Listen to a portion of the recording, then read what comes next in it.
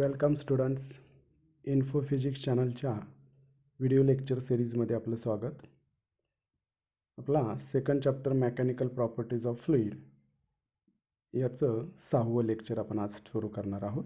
आजचं आपलं पहिलं आर्टिकल असणार आहे अँगल ऑफ कॉन्टॅक्ट. निसर्गामध्ये काही घडणाऱ्या घटनांमध्ये आपण जर एखाद्या सॉलिड सरफेस म्हणजे घनरूप पृष्ठभागावर जर काही लिक्विडचे ड्रॉप टाकले तर त्या ड्रॉप्सना वेगवेगळा आकार प्राप्त होतो.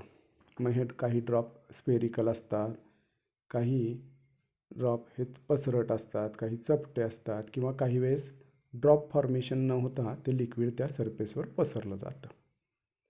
मग हे सॉलिड सरफेसवर टाकलेले लिक्विडचे ड्रॉप या पद्धतीनं वेगवेगळ्या शेपमध्ये वेगवेगळ्या फॉर्ममध्ये का तयार होतात त्याच्या मागची थिअरी आपण आज पाहणार आहोत. तर आपलं आजचं पहिलं आर्टिकल आहे shape of liquid drops on solid surface. तर यासाठी आपण इथं या फिगरमध्ये हा खालचा सॉलिड सरफेस दाखवलेला आहे आणि या सॉलिड सरफेसवर हा एक लिक्विडचा ड्रॉप टाकलेला आहे. तर ज्यावेळेस हा लिक्विडचा ड्रॉप सॉलिडवर असतो त्यावेळेस त्याच्यावर वेगवेगळे फॅक्टर्स परिणाम करत असतात.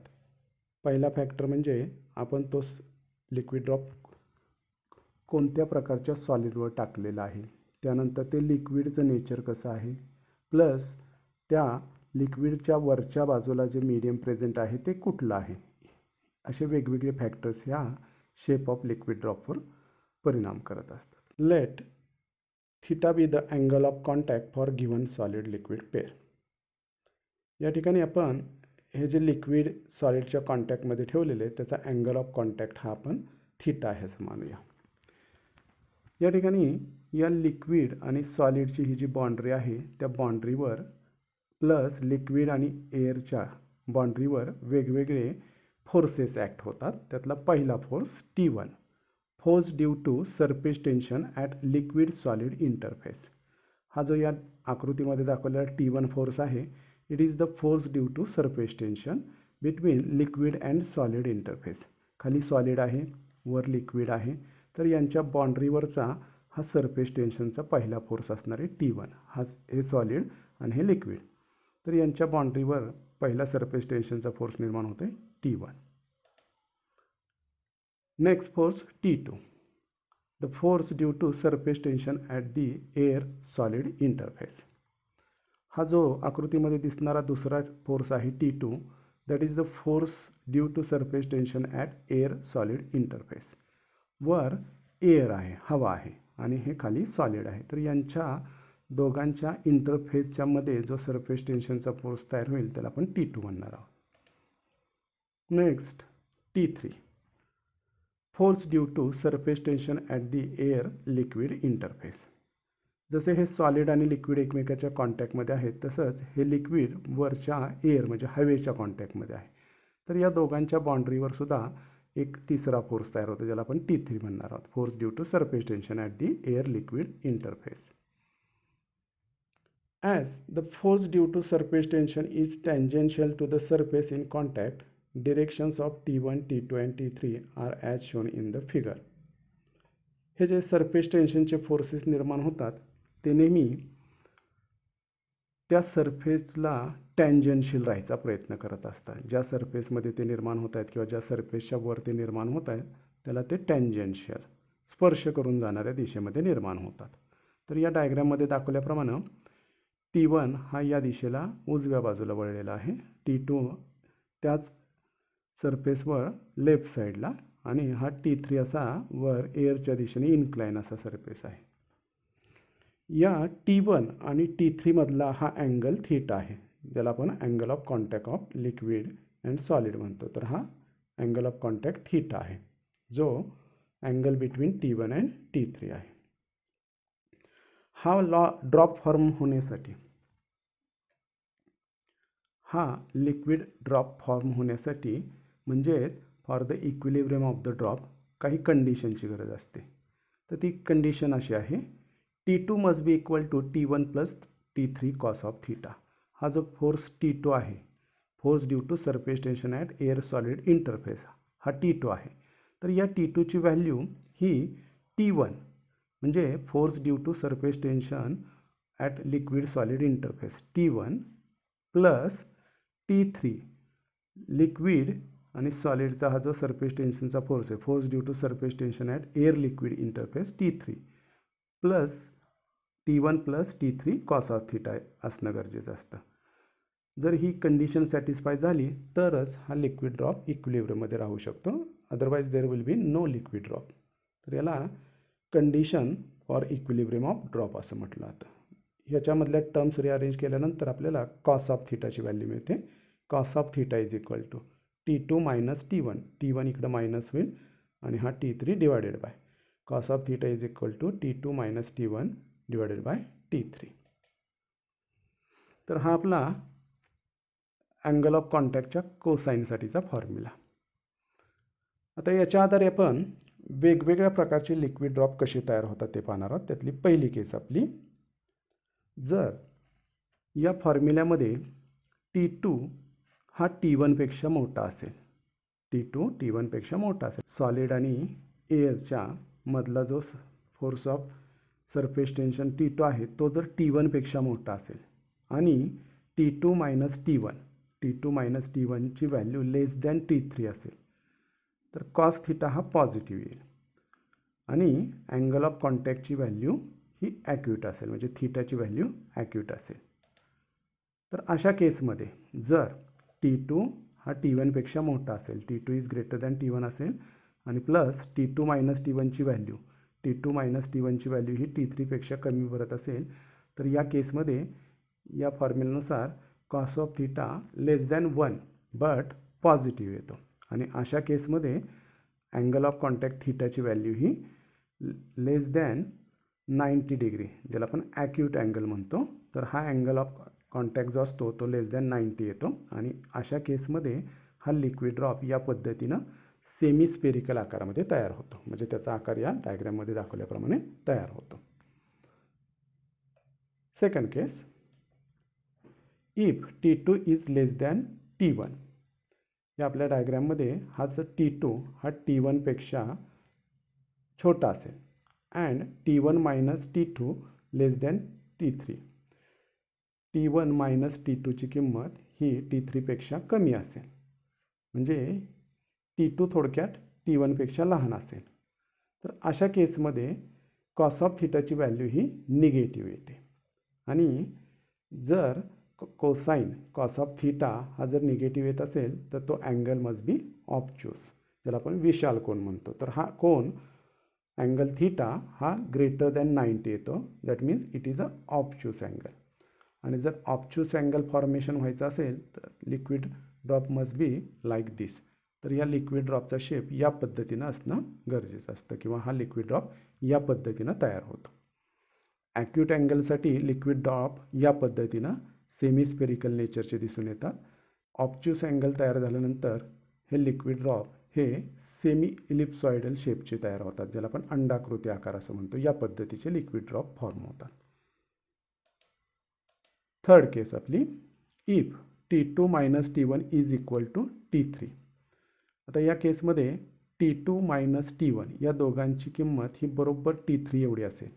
T2 मायनस T1 ची व्हॅल्यू T3 एवढी भरत असेल तर हा रेशो 1 येईल, म्हणजे पर्यायानं कॉस ऑफ थिटाची व्हॅल्यू 1 येईल आणि ज्यावेळेस कॉस ऑफ थिटा 1 असतो that means the angle theta must be equal to 0. तर अशा केसमध्ये हा कोन 0 अंशाचा तयार होतो आणि मग अशा ठिकाणी अतिशय पातळ असा लिक्विड ड्रॉप फॉर्म होतो. अँगल थिटा जर नियरली 0 असेल तर अशा ठिकाणी एक पातळ ड्रॉपचं फॉर्मेशन किंवा लिक्विड पसरण्यासारखी प्रक्रिया इथं तयार होते. आणि fourth case, if T2 minus T1 greater than T3. या सॉलिडच्या कॉन्टॅक्टमध्ये असलेले हे जे लिक्विड आहे त्याच्यामध्ये T2 मायनस T1 हा T3 पेक्षा मोठा असेल. T2 minus T1 is greater than T3 और T2 is greater than T1 plus T3. मग अशा केसमध्ये कॉस ऑफ थिटाची व्हॅल्यू ग्रेटर दॅन 1 येते आणि कुठलाही असा अँगल नाही की ज्याचा कोसाईन किंवा कॉस थिटा हा ग्रेटर दॅन 1 असतो, विच इज इम्पॉसिबल. म्हणजे अशी घटना घडणं शक्य नाही. The liquid spreads over the solid surface and drop will not be form. म्हणजे या केसमध्ये हे लिक्विड ड्रॉप फॉर्म होण्याच्याऐवजी त्या पृष्ठभागावर पसरलं जातं. तर अशा पद्धतीनं 4 वेगवेगळ्या केसेस आपल्याला लिक्विड ड्रॉप फॉर्मेशन होताना दिसून येतात. काही ठिकाणी अँगल ऑफ कॉन्टॅक्ट हा ॲक्यूट राहतो, काही ठिकाणी अँगल ऑफ कॉन्टॅक्ट हा ऑब्च्युस राहतो, काही ठिकाणी तो 0 असतो आणि काही ठिकाणी त्या सरफेसवर लिक्विड ड्रॉप फॉर्मेशन न होता लिक्विड हे पसरलं जातं. Spread the liquid will be spread on the surface. Factors affecting on the angle of contact पाहणार आहोत. अँगल ऑफ कॉन्टॅक्टवर परिणाम करणाऱ्या घटक किंवा गोष्टी कुठल्या कुठल्या त्याची आपल्याला माहिती करून घ्यायची. The value of angle of contact depends on the following factors. खाली दिलेले फॅक्टर जे आहेत ते अँगल ऑफ कॉन्टॅक्टवर परिणाम करतात. त्यातला पहिला फॅक्टर आहे the nature of the liquid and the solid in contact. आपण ज्यावेळेस अँगल ऑफ कॉन्टॅक्टची व्हॅल्यू पाहतो त्यावेळेस त्या ठिकाणी प्रेझेंट असलेले लिक्विड आणि सॉलिड हे जे एकमेकाच्या कॉन्टॅक्टमध्ये असणार आहेत त्यांचं नेचर कसं आहे, that decides the value of angle of contact. Nature in the sense ते लिक्विड त्या सॉलिडला वेट करतं, पार्शियली वेट करतं का वेट करत नाही म्हणजे भिजवत नाही. अशा वेगवेगळ्या नेचरच्या लिक्विडमध्ये आपल्याला अँगल ऑफ कॉन्टॅक्टची व्हॅल्यू वेगवेगळी दिसून येते. याचाच earth nature of liquid and solid in contact याच्यावर अँगल ऑफ कॉन्टॅक्ट डिपेंड असतो. Second factor affecting the value of angle contact is that impurity. Impurities present in the liquid changes the angle of contact. Liquids जर pure फॉर्ममध्ये नसतील, त्याच्यामध्ये एखाद्या पदार्थाची अशुद्धी म्हणजे इम्प्युरिटी मिक्स झालेली असेल तर त्यामुळं अँगल ऑफ कॉन्टॅक्टची व्हॅल्यू चेंज होते. फॉर एक्झाम्पल, आपण शुद्ध पाण्यामध्ये इतर पदार्थांची भेसळ केली, मीठ किंवा साखर यासारखे पदार्थ टाकले, त्याला इम्प्युरिटी असं म्हटलं जातं. तर ह्या इम्प्युरिटीमुळं अँगल ऑफ कॉन्टॅक्टच्या व्हॅल्यूमध्ये फरक पडतो किंवा चेंज होतो. And the third factor affecting the angle of contact is that temperature of the liquid. Any increase in the temperature of liquid decreases it's angle of contact. जर आपण एखाद्या लिक्विडचं टेम्परेचर वाढवलं तर त्यामुळं त्याच्या अँगल ऑफ कॉन्टॅक्टची value decrease होते म्हणजे कमी होते. For a given solid liquid surface the angle of contact is constant at given temperature. Temperature जोपर्यंत कॉन्स्टंट असतं तोपर्यंत त्या लिक्विडचा अँगल ऑफ कॉन्टॅक्ट देखील कॉन्स्टंट राहतो, तो चेंज होत नाही. तर असे एकूण 3 फॅक्टर्स अँगल ऑफ कॉन्टॅक्टवर परिणाम करतात. पहिलं nature of the liquid and solid, second impurity in the liquid, and third temperature of the liquid. Those are the 3 factors that affect the value of angle of contact of the liquid. Next आर्टिकलमध्ये आपण impurity आणि temperature यांचा surface टेन्शनवर काय परिणाम होतो ते पाहणार आहोत. Effect of impurity and temperature on the surface tension. याच्यामध्ये सुरुवातीला आपण इफेक्ट ऑफ इम्प्युरिटीज म्हणजे लिक्विडमध्ये अशुद्धी किंवा भेसळ असल्यानंतर त्याचा सरफेस टेन्शनवर काय परिणाम होतो ते पाहायचं आहे. When soluble substances such as common salt, that is sodium chloride, ज्याला आपण मीठ म्हणतो, is dissolved in water, the surface tension of water increases.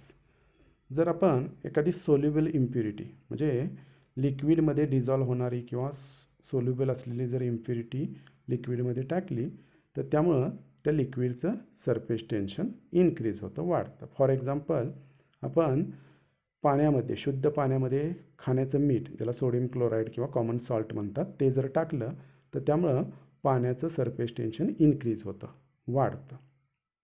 Second factor, when sparingly soluble substances such as phenol or a detergent is mixed with water, surface tension of water decreases. sparingly soluble याचा अर्थ हळूहळू विरघळणारे पदार्थ. मग याच्यामध्ये फिनॉलसारखं liquid किंवा detergent म्हणजे धुण्याचा सोडा, कपडे धुण्याचा सोडा जर आपण पाण्यामध्ये टाकला तर तो हळूहळू त्या पाण्यामध्ये विरघळतो. तर अशा प्रकारचे स्पेरिंगली सोल्युबल सबस्टन्सेस म्हणजे इम्प्युरिटी जर आपण लिक्विडमध्ये टाकल्या तर त्याच्यामुळं त्या लिक्विडचं सरफेस टेन्शन डिक्रीज होतं. फॉर एक्झाम्पल, पाण्यामध्ये धुण्याचा सोडा किंवा फिनॉल टाकल्यानंतर पाण्याचं सरफेस टेन्शन हे डिक्रीज होतं. For example, a detergent powder is mixed with water to wash clothes. आपण कपडे धुण्यासाठी धुण्याची पावडर किंवा धुण्याचा सोडा वापरतो, तो पाण्यामध्ये मिक्स करतो. त्यामुळे काय घडतं, due to this the surface tension of water decreases and water makes good contact with the fabric and it is able to remove tough stain. म्हणजे आपण धुण्याची पावडर जी वापरतो त्यामुळे पाण्याचं सरफेस टेन्शन कमी होतं आणि पाणी त्या कपड्यांना चांगल्या प्रकारे ओलं करतं आणि पर्यायानं त्याच्यामधला मळ किंवा घाण दूर करायचं ते काम करतं. तर त्यासाठी पाण्यामध्ये धुण्याचा सोडा टाकला जातो.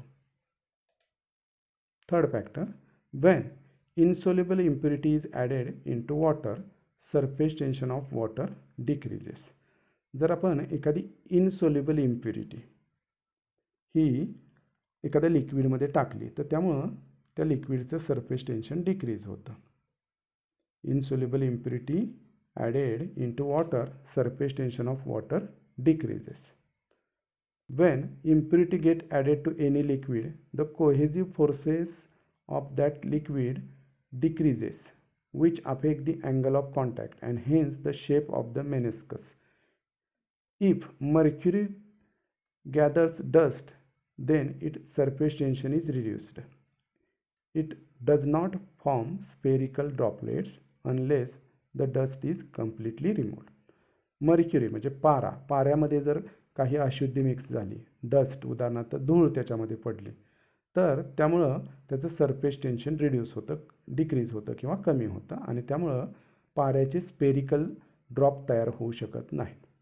तर हे सरफेस टेन्शनवर इम्प्युरिटी म्हणजे अशुद्धीचा परिणाम सांगणारे फॅक्टर्स आहेत. पहिला factor, soluble impurity. Soluble impurity increases surface tension. Sparingly soluble म्हणजे हळूहळू विरघळणारी इम्प्युरिटी असेल तर it will decrease the surface tension. And insoluble impurity असेल म्हणजे जी विरघळत नाही किंवा त्या लिक्विडमध्ये मिक्स होऊ शकत नाही, अशी इनसोल्युबल इम्प्युरिटी जर आपण लिक्विडमध्ये टाकली, that will decrease its surface tension. That is the effect of impurities on surface tension. Next effect आपण पाहणार आहोत, effect of temperature on surface tension. In most liquids as temperature increases surface tension decreases. तर commonly generally आपल्याला असं दिसून येतं की आपण एखाद्या लिक्विडचं टेम्परेचर वाढवलं तर त्याचं सरफेस टेन्शन हे कमी होतं. अर्थात सर्व लिक्विडच्या बाबतीत असं घडतं नाही, मोस्टली कॉमनली बऱ्याचशा लिक्विडच्या बाबतीत त्याच्या टेम्परेचरमधली वाढ ही त्याच्या सरफेस टेन्शनमध्ये घट घडवते. For example, it is suggested that new cotton fabric should be washed in cold water. In this case, water does not make good contact with the fabric due to its higher surface tension. The fabric does not lose its color because of this. नवीन कपडे हे गरम पाण्यामध्ये न धुता थंड पाण्यामध्ये धुण्याचा सल्ला दिला जातो. ज्यावेळेस आपण थंड पाणी वापरतो त्यावेळेस पाण्याचं सरफेस टेन्शन हाय असतं आणि ते त्या कपड्यांना फारसं टच करत नाही किंवा कपड्यांच्या सानिध्यामध्ये येत नाही आणि त्यामुळं त्यांच्या कलर्स म्हणजे रंगावर फारसा फरक पडत नाही. पण याउलट जर आपण नवीन कपडे गरम पाण्यामध्ये धुतले तर त्याच्यामुळं पाण्याचं सरफेस टेन्शन कमी होतं आणि पर्यायानं पाणी त्या कपड्यांच्या रंगांवर परिणाम करतं. Hot water is used to remove tough stains on fabric because of its lower surface tension. In the case of molten copper or molten cadmium, the surface tension increases with increase in its temperature. इतर लिक्विडच्या बाबतीत temperature increase केल्यानंतर त्याचं surface tension decrease होतं. पण याला दोन पदार्थ अपवाद आहेत, molten copper and molten cadmium. Copper म्हणजे तांबं, कॉपर आणि कॅडमियम हे दोन धातू जर आपण वितळवले, त्यांच्या मेल्टिंग पॉईंट एवढं टेम्परेचर निर्माण करून त्यांचं लिक्विडमध्ये कन्वर्जन केलं तर ते लिक्विड फॉर्ममधले कॉपर आणि कॅडमियम हे जे धातू आहेत त्यांचं तापमान वाढल्यानंतर त्यांच्या सरफेस टेन्शनमध्ये वाढ घडते. इतर अन्य लिक्विडच्या बाबतीत मात्र काय होते, तापमानामधली वाढ, increase in temperature reduces the surface tension or decreases the surface tension. The surface tension of a liquid becomes zero at critical temperature. आपण सरफेस टेन्शनच्या बाबतीत पाहिल्याप्रमाणे टेम्परेचर हे सरफेस टेन्शनवर इफेक्ट करत असतं किंवा परिणाम करत असतं. आपण जसजसं टेम्परेचर वाढवत जाऊ तसतसं मेजॉरिटी लिक्विडचं सरफेस टेन्शन डिक्रीज होतं आणि एका पर्टिक्युलर टेम्परेचरला त्या लिक्विडचं सरफेस टेन्शन पूर्ण झिरो होतं. तर ज्या टेम्परेचरला सरफेस टेन्शन लिक्विडचं झिरो बनतं त्या टेम्परेचरला क्रिटिकल टेम्परेचर असं म्हटलं जातं. And at the critical temperature surface tension of liquid becomes zero. तर ज्यावेळेस आपण एखादं लिक्विड त्याच्या क्रिटिकल टेम्परेचर एवढे हीट करतो त्यावेळेस त्याच्या सरफेस टेन्शनची व्हॅल्यू झिरो बनते. That is the effect of temperature. याच्या पुढच्या आर्टिकलमध्ये आपण excess pressure across the free surface of liquid म्हणजे लिक्विड सरफेसच्या वर किंवा खाली एक्सेस प्रेशर कसं तयार होतं ते समजून घेणार आहोत. The force due to surface tension also contributes in deciding the pressure at a point just below the surface of liquid.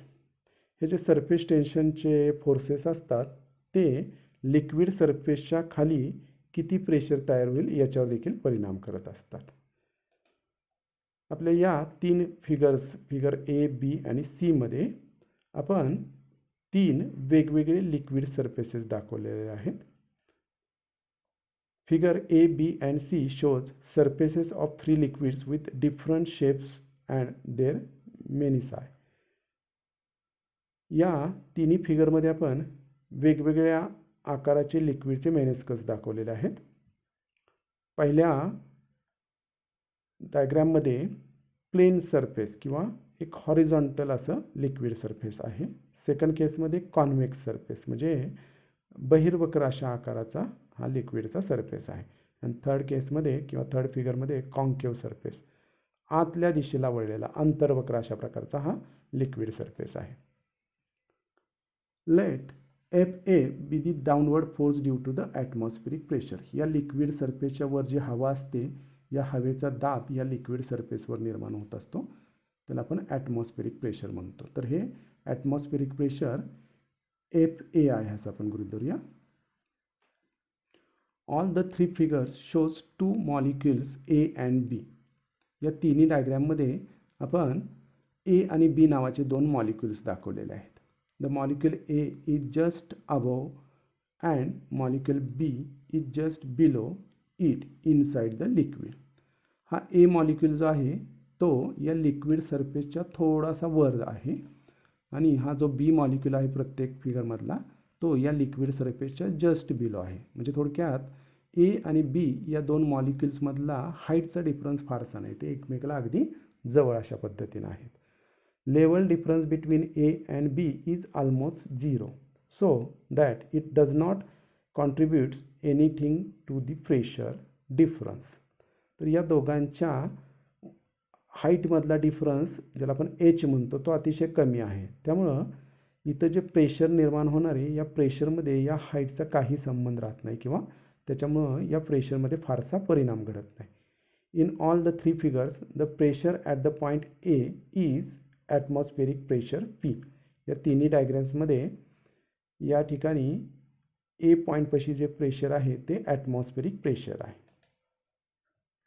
सर्वप्रथम आपण प्लेन लिक्विड सरफेसच्या बाबतीत काय होते ते पाहणार आहोत. इथं दाखवल्याप्रमाणे हा एका लिक्विडचा प्लेन लिक्विड सरफेस आहे आणि A and B are the two molecules just below and above the liquid surface. Figure A shows planar free surface of the liquid. In this case, the resultant force due to surface tension Ft on the molecule B is zero. The force Fa itself decides the pressure and the pressure at A and B is the same. ज्यावेळेस एखादा liquid surface plain असतो त्यावेळेस या B liquid मॉलिक्युलवरचे जे surface टेन्शनचे force असतात ते दोन्ही forces एकमेकाच्या अपोजिट डिरेक्शनमध्ये डिरेक्टेड असतात आणि त्यांचा रिझल्टंट इफेक्ट या बी मॉलिक्युलवर झिरो असतो. म्हणजे या बी मॉलिक्युलवर सरफेस टेन्शनचा कुठलाही फोर्स तयार होत नाही आणि त्यामुळं ए आणि बी या दोन्ही पॉईंटपाशी किंवा दोन्ही मॉलिक्युल्सपाशी जे प्रेशर असतं ते सेम भरतं. There is no pressure difference at A and B. That means the pressure at point A and pressure at point B is same. In case of horizontal surface or plane surface, there is no pressure difference on either side of the liquid. वरच्या आणि खालच्या बाजूच्या liquid सरफेसवरच्या वरच्या आणि खालच्या बाजूला कुठल्याही प्रकारचा प्रेशर डिफरन्स नसतो in case of plane surface or horizontal surface. ही आपली पहिली केस झाली. Second case convex liquid surface. डायग्रॅममध्ये दाखवल्याप्रमाणे जर एखादा लिक्विड सरफेस हा कॉन्व्हेक्स असेल, बहिर्वक्र असेल, तर अशा केसमध्ये या लिक्विड सरफेसच्या वर आणि खाली प्रेशरमध्ये काय फरक असतो ते आपण पाहणार आहोत. Liquid surface in figure B is upper convex. वरच्या बाजूला फुगलेला किंवा वरच्या बाजूला बहिर्वक्र असलेला असा हा सरफेस आहे. The resultant force due to surface tension Ft on molecule B is vertically downwards and add up to the downward force Fa. या बी मॉलिक्युलवर जो सरफेस टेन्शनचा फोर्स असतो तो या बी मॉलिक्युलला डावीकडं आणि उजवीकडं खालच्या दिशेनं ओढायचा प्रयत्न करतो आणि या दोन्ही फोर्सचा रिझल्टंट फोर्स हा बी मॉलिक्युलला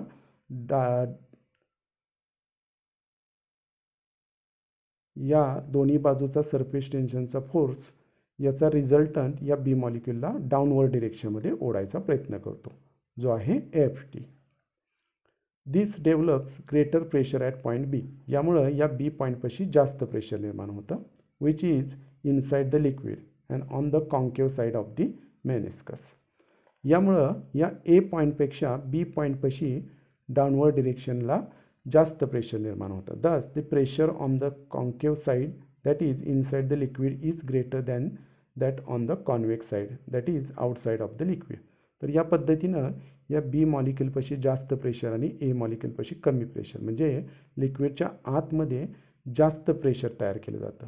तर in case of convex liquid surface there is higher pressure inside the liquid. तर या लिक्विड सरफेसच्या खाली जास्त प्रेशर तयार होतं. And our third case concave liquid surface. या डायग्रॅममध्ये एका लिक्विडचा कॉन्केव लिक्विड सरफेस आपण दाखवलेला. या पद्धतीनं तो खोलगट असलेला हा लिक्विड सरफेस आहे. ए आणि बी हे दोन मागासारखेच मॉलिक्युल आहे. A just above the liquid surface आणि B just below the liquid surface. Surface of liquid in figure C is upper concave. याला अप्पर कॉन्केव असं म्हटलं जातं. वरच्या बाजूला कॉन्केव असलेला हा लिक्विड सरफेस आहे. The force due to surface tension Ft on the molecule B is vertically upwards.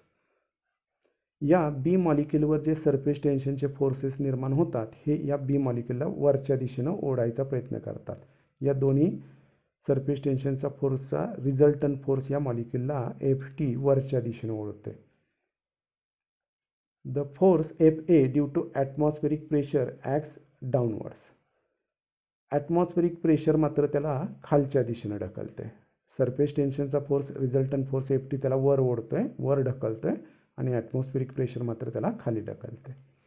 Forces Fa and Ft thus act in opposite direction. Therefore the net downward force responsible for pressure at the B is less than Fa. हा force जर वर नसता तर केवळ Fa हा force या बी मॉलिक्युलवर pressure निर्माण करायला कारणीभूत झाला असता.